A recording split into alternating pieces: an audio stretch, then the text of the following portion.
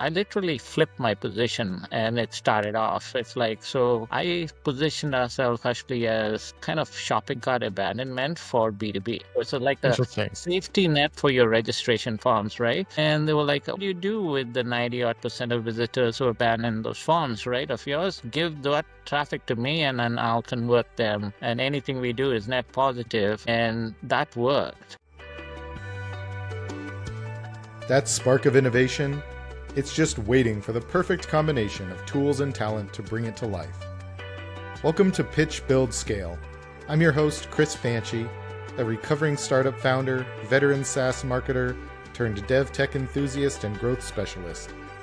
Each episode, we connect with the builders, the visionaries, and the problem solvers who are redefining what's possible with today's technology and pioneering the websites, apps, and software products of tomorrow. These are the conversations that transform how we build, how we sell, and how we scale technology businesses in a world where the tech evolves by the minute. Ready to stay ahead of the curve? This is Pitch, Build, Scale. Hello and welcome to today's episode. We've got a very exciting guest. For those of you just joining the podcast, we are Big North Marketing and specialize in helping dev shops and SaaS companies scale their revenue. So if you want to learn how to take your SaaS or dev business to the next level, make sure to stick around. And if you're interested in a free growth consultation, just drop us the word growth in the DMs.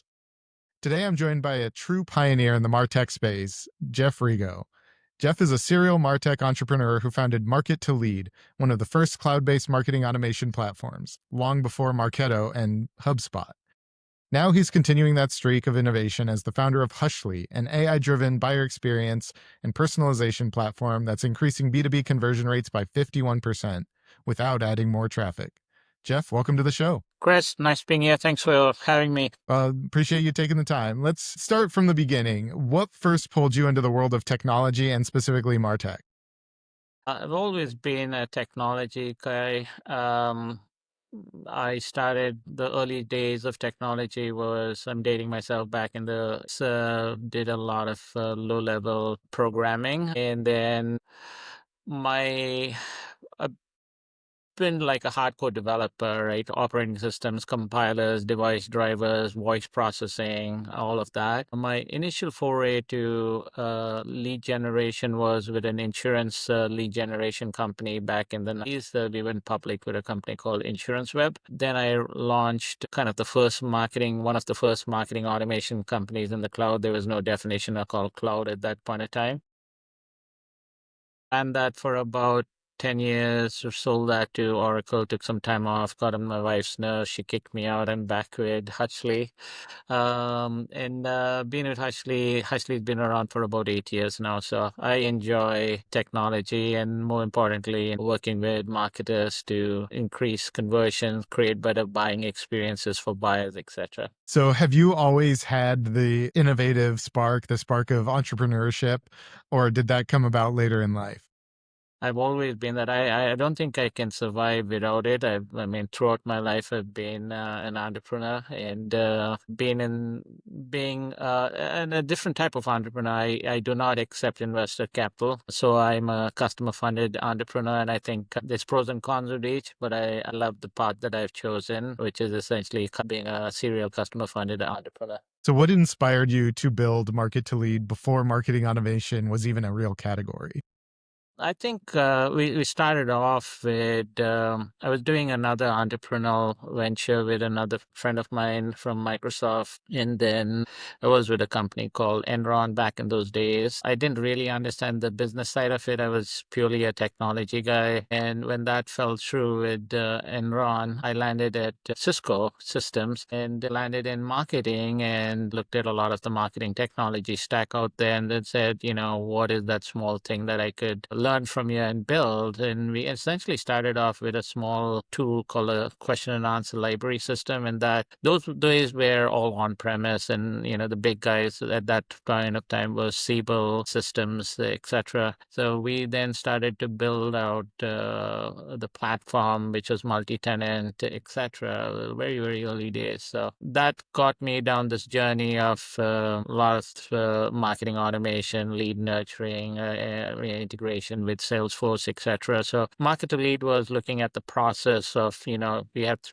kind of, you break down the process from visitor to contact, lead to opportunity, and then opportunity to close. We wanted to kind of own the market to lead business process. So the early days were definitely influenced by my being in Cisco, and that's when Cisco started adopting early stages, and that opened doors for other companies. And at that point of time, Cisco was the largest capped, or the biggest enterprise at that time.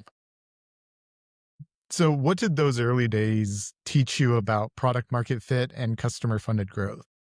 Honestly, product market fit, it was, the business models were changing. So there was really, it was different from what you traditionally think of product market fit. Business model was changing, deployment model was changing. So my whole thing was to try to find somebody who believed in it. And so I had to go to Cisco and say, hey, your crown jewel, which is your marketing database, give that to me and I'll do a much better job at that being the system of records. But in this thing called, I don't know what we named it at that time, but it's not on premise, right? And they were like, why would I do that? And then we slowly says, well, there's a small company called Salesforce kind of doing the system of records for sales teams, and can we do the same thing? So there was we had to find those innovators, right? Not even the early adopters, the innovators who could see that vision and saying, yeah, we're willing to try it out, right?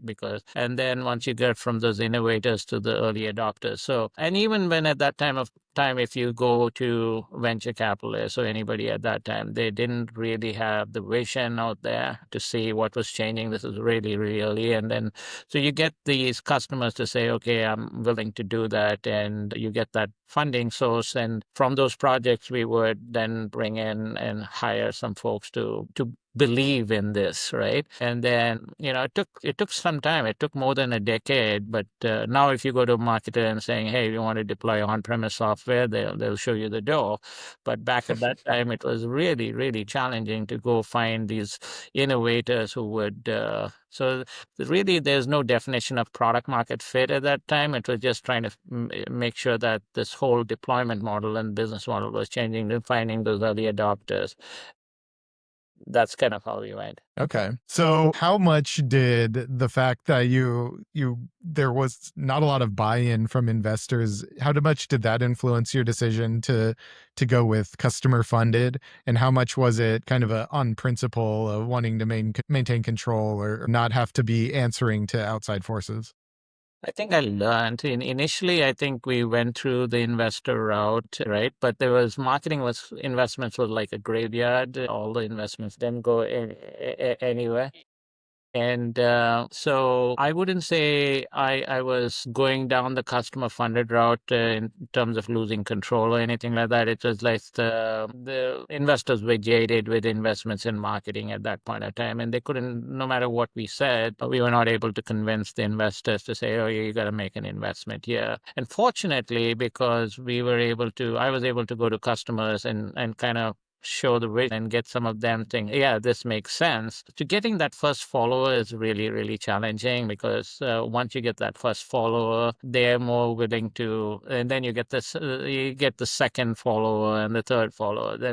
And then you start to say, wait a minute, I'd rather spend my time building solutions for customers, and I don't have to bother about answering to Tom, Dick, or Harry who don't really understand it at that point of time.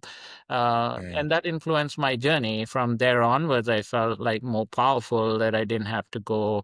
If I needed to do something, all I had to do is make sure that it was a pain point for a customer, and the customer would pay me for that. It was a lot easier way than to go to. In fact, it's one point in time, little later, somewhere around 2007, 2008.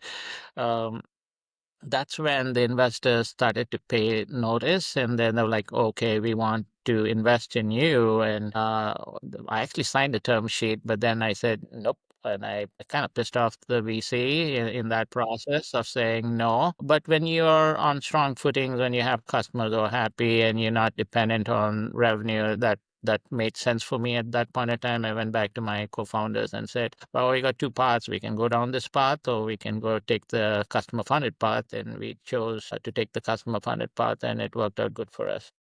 Great. So now let's talk a little bit more about Hushly. What does the company look like today in terms of product focus, team, and market? We've evolved over a period of time. Like if you look at the business process, we are focused on visitor to contact conversion, right? So you can drive a lot of visitors to digital destination experiences, but how do you convert them, right? So we've evolved early stages, same thing. I had to go to marketers and saying, you're spending billions, literally billions of dollars driving traffic to your website and give that traffic to me and I'll convert them better than you can do in-house. And it was like, wait a minute, I'm spending billions of dollars, and why would I spend all that money and give that traffic to you? And I said, because we are laser focused on providing the very best user experience to buyers through personalization, and you can try to do it on your own, can use our software to do it. And again, you get that first customer. And I couldn't get it for the whole year because I was like, you should not use registration forms and you should use Hushly. And they were like, why would I not use registration forms? That's my lifeblood, right? And I was like, for a whole year, I was trying to get one of these early innovators or couldn't. And then I said, towards the end of the year, I was like, I knew the data was telling me the right thing, but I just couldn't convince one. And then I said, instead of attacking the registration form, I literally flipped my position and it started off. It's like, so I positioned ourselves actually as kind of shopping cart abandonment for B2B. So like a Interesting. safety net for your registration forms, right? And they were like, what do you do with the 90 odd percent of visitors who abandon those forms, right? Of yours, give that traffic to me and then I'll convert them. And anything we do is net positive. And that worked, right? Because they were like, okay, you're not getting rid of my. So when they say you have to have your messaging right, that was it. I flipped my messaging and I got the first one, right? Which is like, okay, now once I started to show that, hey, wait a minute, the engagement that I had with visitors who were abandoning your forms were converting at a higher level of higher quality than your primary experience, then they were like, okay, maybe I should give you that as the primary experience. But it took me a whole year to figure out my messaging, and I flipped my messaging, and I was too much in the weeds, I guess. And I was trying to get them to think logically, but they were so emotionally tied to the form, right? And this is back in 2017. And then once I got that first customer, then I went to the next and the next. But I still started to use this tactic of it will be a shopping cart abandonment, right? Which is then they started, and then slowly I started backing into the position of saying, hey, should be a primary experience. So, but it took years for that to happen. Hmm. Very interesting path there. So, how would you then describe your ideal customer for Hushly, and who is getting the most value out of the product? Most of our customers are mid to large technology. We are in the Bay Area, so our reach is limited. Again, one of the pros and cons of being customer funded, you don't have, I mean, we have a lot of competitors all raising like billions of dollars between them. So most of ours are mid to large enterprises. They have a lot of traffic, they have a lot of content, but they don't have personalization, kind of one size fits all. We personalize a lot of the touch points. We personalize websites, we personalize microsites, we personalize resource centers, we personalize landing pages, we personalize exits, we personalize display ads. There's a lot of personal right now. And the whole concept is, can you personalize it not based on what you infer in terms of intent, but what they're telling you, which is actually zero party data, right? So there's different types of levels of personalization that we're doing. And by providing these personalized experiences, we're able to increase conversions. How has that personalization process changed over the 8 years? Obviously, you started before the days of AI as we know it today, at least. And with the technology where it's at now, how has that shifted your approach? I mean, we've been big proponents of AI. We've been using AI for like almost 7 years or something. We're much before the generated chat GPT type of AI came about. AI is, for example, in content personalization. You don't need that. Like, for example, content similarity models, right? You view this particular asset, what are assets that are similar to this asset, right? Which is, there's that content similarity models that we use. Metals, if you view this piece of asset, others like kind of Amazon, right? You view this and the so we have about 12 different non-generative AI personalization part of the platform. But then when generative AI came into being, it was like we were using it for people to have conversations with the asset. So for example, if they're viewing a video, a webinar, we don't think people have patience to sit down and listen to a 30-minute video. They can actually ask questions of the video, say what the video is about, what are the takeaways, etc. They get educated a lot faster. And so then we took that concept and then applied it where else is content, right? In content hubs. So today, when you go to a resource center or a content hub, users have to kind of a browse first interface. Users has to browse, search, navigate, find, read, view, whatever they have to do to get to that insight. What is this AI first, where the agent is actually doing all of that for you and you don't have to do it. And what you get back is a composite asset. If you ask a question, say you're interested in a particular topic and I ask a particular question, it'll get a snippet from, say, a blog, a snippet from an ebook, a snippet from a video, and it responds back in a composite document that is like going beyond generative AI, right? And typically, generative AI is like I'm building static based content. So it's real time. If you, Chris, ask that question on, say, a Cisco versus Jane gets in, the question you ask and what you're looking for is different from what Jane is looking for, right? And what we're doing is that in real time, we're looking at it and creating content. Yes, it's generated, but it's personalized real time generative AI. That's where we're moving the thing of saying, okay, yeah, generative AI is great, but with personalized generative AI, no longer making inferences. You know exactly what the user is looking for. What is the buyer's intent? Is the buyer is telling you that you're not making some sort of inference, right?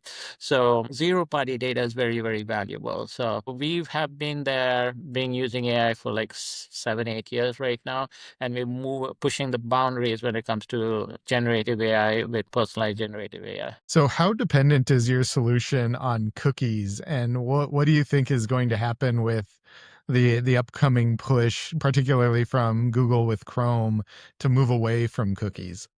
I mean, we're not very dependent on code. First of all, we're all on first party. We run on our customers' website, so it's not third party stuff. So it's all first party. So we have zero dependency on any sort of non first party cookies. But the second thing is when you're talking about the interaction they're engaging with, this is first party. They're actually telling you, right? I'm interested in this particular thing. So it's not, you don't necessarily, cookies are good if you want to remember what they said in the past or if they save something, those type of things. So we don't have any dependency on cookies. This is based on marketing content, which for all practical purposes, marketing content is non-confidential information. It's not personal data. So it's a lot easier to deal with marketing with AI when it comes to you don't have to go through too much of these what do you call AI councils, etc. Because you're not dealing with like kind of personal data, or you're not dealing with say financial data, etc. Right? So it's becoming a lot easier in terms of our dependency on some of these cookies or any other regulations that are going on. We're fortunate to be in that space. Yeah, that's great. How quickly are your customers adapting to personalization in the buyer experience? Various. I mean, since we suppose many different touch points, depending on the go-to-market motion, right? What we see is a lot of demand when if the go-to-market motion is account-based, right? So they want to say, hey, I'm going after 50 different accounts. So I'm going after Coca-Cola versus I'm going after Clorox, right? In the CPG world. But how do I go create these personalized microsites and make copies based on that, right? So depending on where they come in from in terms of the use case, so we always ask, what's the business problem you're trying to solve, right? It's not what we do. We do a lot, but you tell us what you're trying to solve, and then we'll show you how other customers are solving this for you. So there's a lot of interest in account-based marketing. How do I talk to different members of the buying team, etc., and how can I do it to be effective and efficient in terms of scalability of this, right? So we see that some folks may come in and saying, I have an inbound go-to-market motion. Some folks may have a partner-led go-to-market motion. Some folks may have a event-led go-to-market motion. Depending on the different go-to-market motions, we have special purpose modules that personalize those type of experiences. So it all depends on where they're coming in from. Somebody who's event driven will say, hey, how do I go create these event focused microsites at scale, right? So it's some people may come to us and saying, I want to personalize my homepage, which is the website, and I want to change it based on the audience that's visiting the website. That's different than somebody who's going outbound, right? What is the technical level of implementation required for your solution, especially if you're talking about potentially personalizing the homepage of the website? That's not something that just a small team can do quickly. That's something that seems like it would have a lot of complexity to it. Yeah, personalization could be as simple as just a name, recognizing a name, to now you talk to a very rich personalization and ABM where you're talking to different members of the buying team, you're trying to bring in objects. So we try to make it as simple as a toggle. That's what we're trying to do, because one is to bring the technology and another thing is to get the marketers to actually use it, right? So as much as we can use technologies, for example, we'll have deep research agents that marketers can say, hey, go research these particular companies, public accounting research, like maybe 10Q filings in the news, press releases, etc. Right? So we use AI to auto surface or auto gather all of this public account intelligence. We couple that with the sales playbooks or recordings or anything there. And how do you sell to different industries, like go-to-market knowledge bases? Like how do you sell to industries? All of that is put into the platform, and then with a click of a button, literally, you could say, hey, I want to go after all these accounts, and it will generate copy for you. So yes, in the early days, it was a little challenging, but now what we have done is streamlined it to make it as simple as a toggle or a click of a button. You can get these account-focused microsites at scale without having to know all the technologies behind it, and not only deploy it, but also to learn and optimize, trying to figure out what's working, what's not working, what are the questions, etc., right, that they're asking. So we've come a long way. What size are the typical companies that you're working with? Most of our customers are mid to large enterprises. Like I said, mostly in the technology space. We have some services and some manufacturing thing, but I would say over 90% is the tech. Okay. So what does a big win look like for Hushly over the next 12 months? What are your growth goals? Our growth goals are different from the growth goals of a venture funded company. So when we talk about growth, we don't talk about growth in terms of revenue, etc. We talk about growth in the terms of how much are we aligned with our customers' growth, right? So we do what I call inverse QBR. So we do QBRs with our customers, but that's not what makes us stand out. What we do is our customer success team comes in every week and talks about a particular customer to the entire company. They try to explain the customer's business to a 10-year-old, right? Because our developers are sitting coding really don't understand which customer and what is there. So we do that. We say, okay, this is customer X, they're in this business, so they get to understand it. And then what are their growth goals and how are we aligned with or helping them with that growth, right? So that because being customer first, where we don't have investors' pressures to go meet some investor timelines or investor milestones, we are different. And so we don't have to go get, hundreds of customers. And we just like, as long as we have really, we are aligned and co-developing, co-inventing with our customers, that's what our goals are.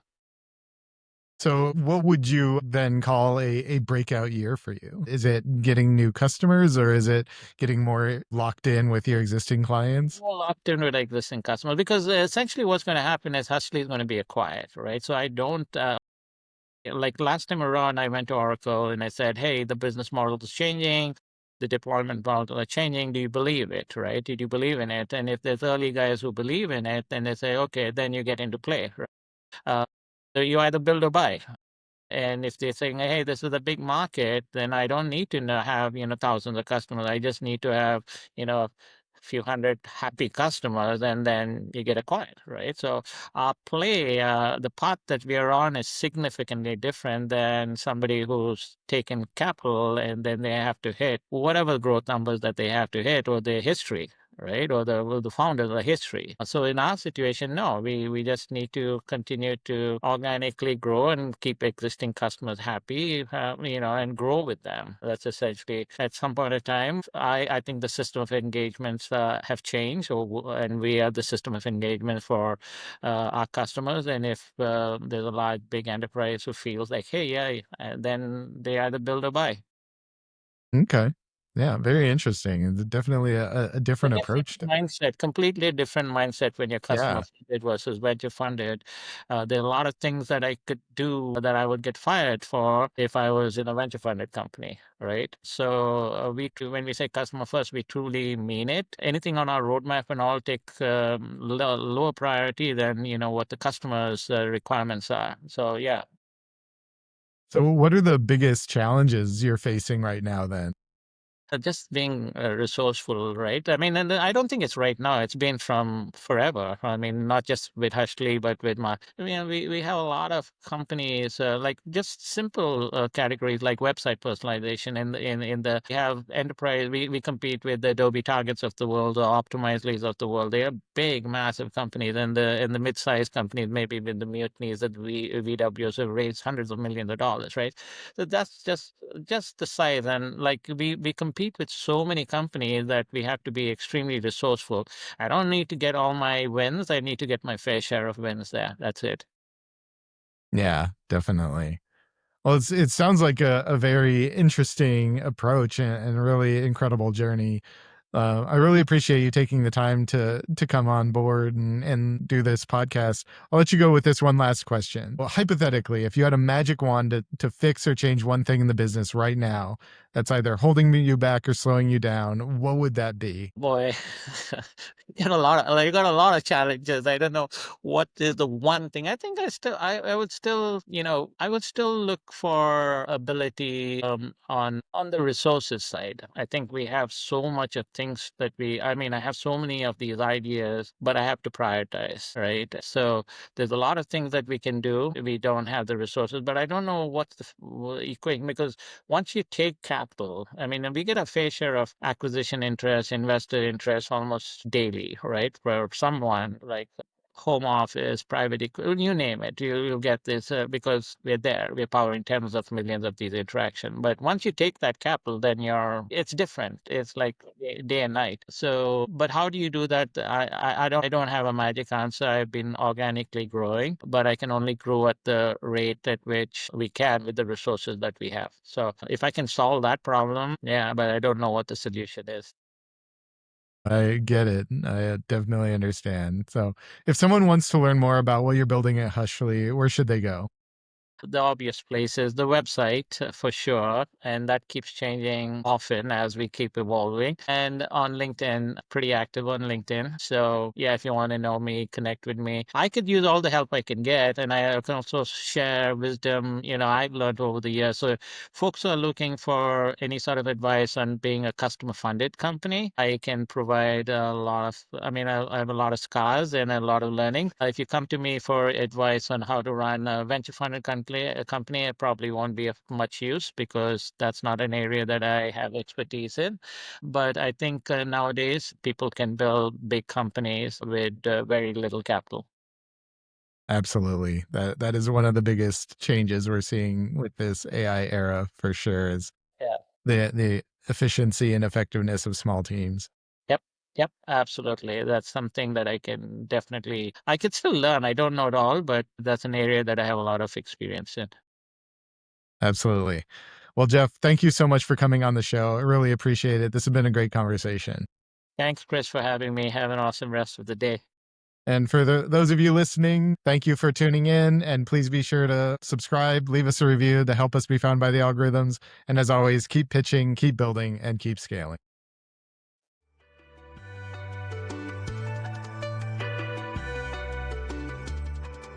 Thanks for listening to this episode of Pitch, Build, Scale. Be sure to subscribe on your favorite podcast provider so you never miss an episode, and we'll see you next time.